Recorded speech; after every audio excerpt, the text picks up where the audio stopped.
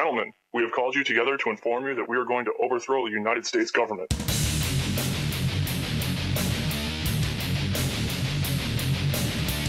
you still think that jet fuel brought down the World Trade Center? Does anybody else see a problem here? If the government has nothing to hide, why are they so afraid to answer a few questions? This story does not add up.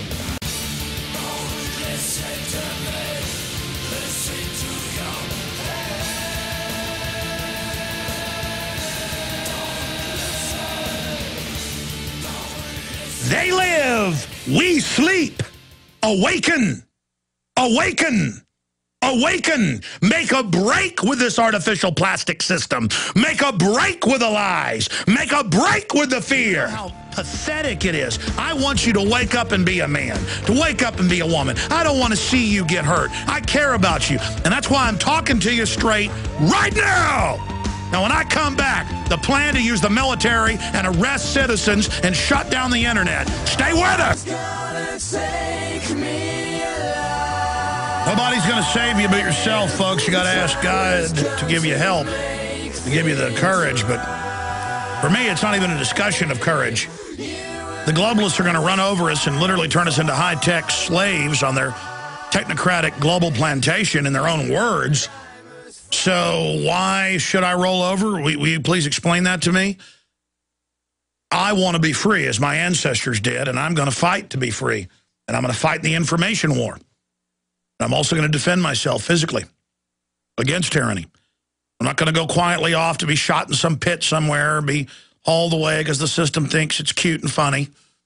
And the globalists have all that in store as well. They don't care. They'll sit offshore while all the phony, tough, minions of the establishment do battle with the patriots of America. And they've introduced the ideas in films and TV and video games that people that want to defend the republic are the bad guys. But they failed. 70+% of all military donations to both parties, to the presidential candidate in the last election and this one, are Ron Paul. So they've got a problem there. So what they do is they go pick through the military and do psychological evaluations and hire the unstable, stupid, or sociopathic bully types. It's a complex variant, and are in a race to fill the police departments right now. We've gotten internal memos and shown you them here. One of them, state police memo here in Texas, where they're trying to hire, quote, former military first, but this is secret and don't let anyone know. Yeah, it's discrimination. But some would argue, well, hire the military first. They need jobs. They're not just hiring the military. They're giving them 600 questions, psychological evaluations.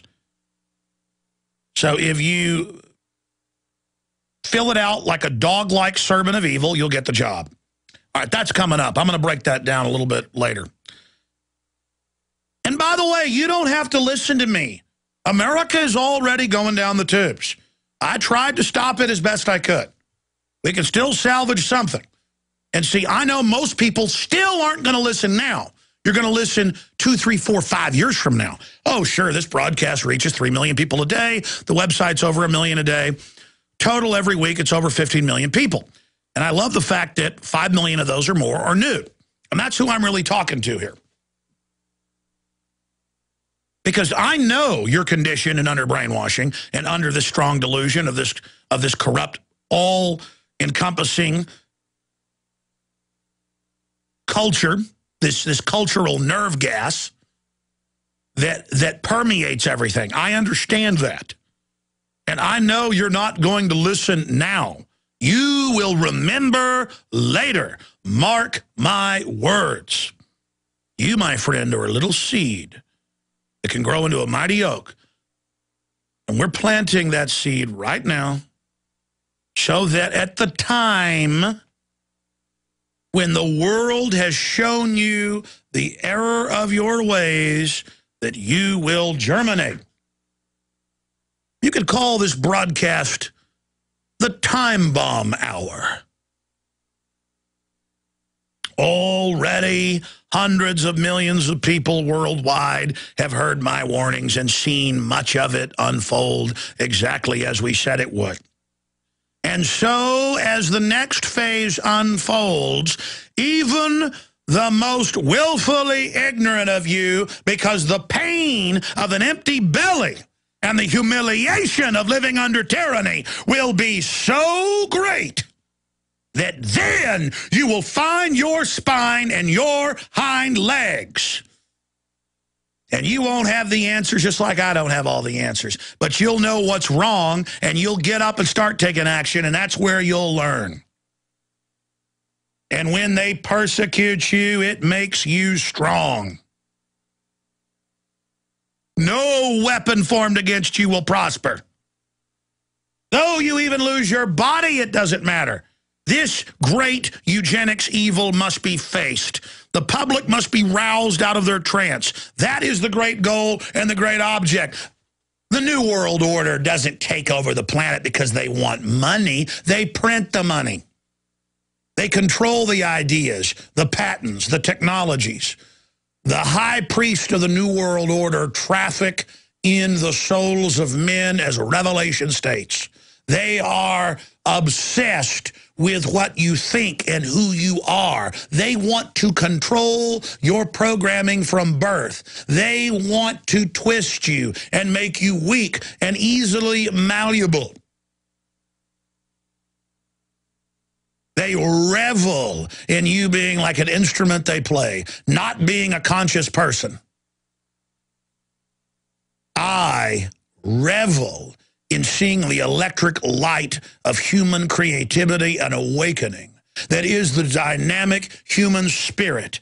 When I see that flame burn in your eyes like 1,000 Milky Ways, sparkling with stars that died 1 trillion years ago. When I see that, I literally see the reflection of the Creator in your power. And that is what the system fears. They don't want you to truly live. They live. We sleep. Awaken. Awaken. Awaken. Make a break with this artificial plastic system. Make a break with the lies. Make a break with the fear. Make a break with it. Make the conscious, spiritual decision to make that break. And everything else will flow. You don't have to do a thing.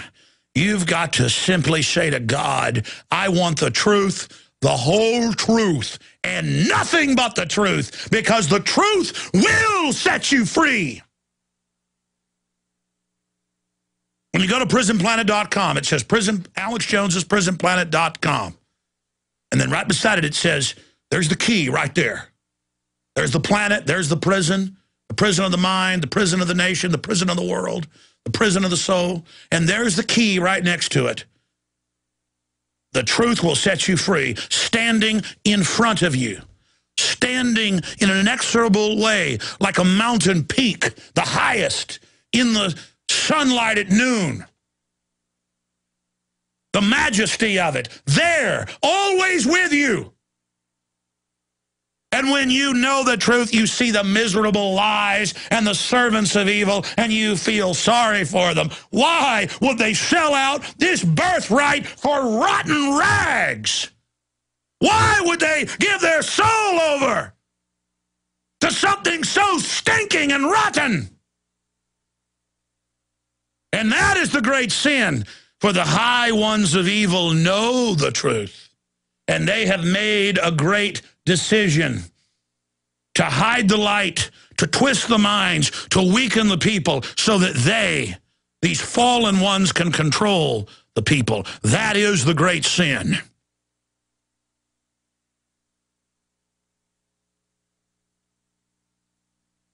That is the great lie. And from that evil, all other evils flow like a black river of death, out with its tendrils breaking into other rivers and streams and tributaries, pouring down into the souls of the people, weakening them from within. It's time to smash the lie into 1 trillion splinters. And you do that as a conscious decision. And the minute you move your soul The minute you move that window in your heart to your soul from the lies of the world, and the minute you swing it around to the truth of the universe, is the second that the universe bends towards you, is the minute that the discernment begins to flow at you, is the minute that you begin to rise above the enemy. You know, I don't even hardly feel like even doing this article because I've seen the media spin on it, and I saw the trolls attack our article the minute it came out. I saw the trolls attack Ron Paul when he responded on Saturday to what's being reported. ACLU reported on it. Not that I'm saying they're even a great group, because they don't really defend your liberties. Or they defend stuff that isn't a freedom a lot of times, and then don't defend big things that are out in the open. Second Amendment, for instance. But blind hogs do find acorns. There are a lot of good folks in the ACLU. I'm talking about the leadership of it. But it's the same thing like the Republican Party. A lot of good people in it. But Newt Gingrich up there at top, you know, a globalist. I'm going to break that down. But the minute our article went out with a link to the bill, I should have told Paul when I asked him to do the article to go ahead and have the response in it, because I saw this 3 years ago with the Military Commissions Act.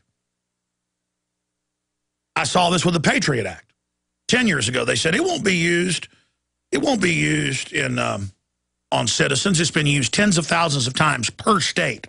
Marijuana, domestic violence, you name it. Throwing the Bill of Rights out the window. Cops are putting GPS on cars without warrants. Listen to your phones without warrants. It's all over the news. Remember 10 years ago? Don't worry, it's not going to happen. 10 years ago, they said the TSA, the feds would search bags. Now they search your underwear. Now they're going to be on the highways. How many years I tell you they'd be on the highways because their documents were public? Now they're on the highways all over the country. I mean, I went to urban warfare drills 14 years ago, 13, 10. I went to them over and over again. I've sent my crew last year to some. And they've got troops training to take Americans' guns door to door and admitting it's for America. And I show you the high-def footage last year. People are like, that can't be real. Up in Chicago. I mean, it was in the newspaper in Arcadia, Iowa 2 years ago. It's in my film, The Rise of FEMA, one of my latest. It's in the local paper. They're going to have door-to-door gun confiscation drills, and that it's training for America and overseas. And so I get the colonel on, and he admits it, and then the paper comes out and attacks me and says I'm crazy when I was reading out of the stinking paper. See, they want to just have a news article and say, yeah, they're going to do some gun confiscation drills. They start at the local gun shop, move through the residents, 600 homes. They'll be searching cupboards and things. I mean, read the article, and I get the colonel on. The colonel says stuff I guess he's not supposed to. It's all in my film. I did it live here on the radio. And then all of a sudden, this guy's nuts. He says it. I mean, do you understand this is going on? They've been planning this for a long time, this takeover. I told you the derivatives would bankrupt. I told you they'd bankrupt Europe in a chain reaction. It wouldn't get any better. So it's not even so much that the Senate's trying to do this openly and actually codify it into law, in that within minutes of it being posted at Infowars.com, I saw the usual government IPs, and we're going to do a report on this soon. They don't even hide it. They don't even care. They admit they got sock puppet computer programs that'll do it. They call them bullhorns, sock puppets, but this wasn't those. These are actual people, you can tell.